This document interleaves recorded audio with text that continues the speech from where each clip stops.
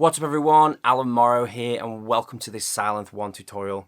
If you find yourself being one of those people that's sort of turning the different parameters in Sylenth and struggling to understand what each parameter does, then be sure to check this tutorial out because I'm going to be going through each of the different sections in a great amount of detail so that you have a deep understanding of what each parameter does.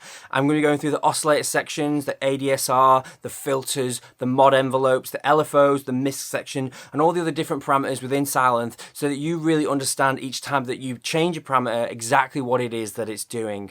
I'll also be showing you at the end as well some other tips and tricks that not a lot of people that I speak to even knew existed.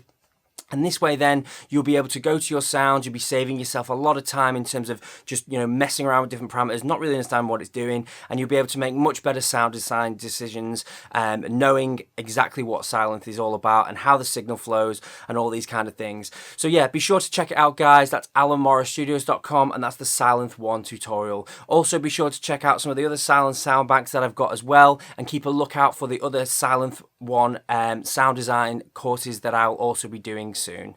Thanks a lot for watching.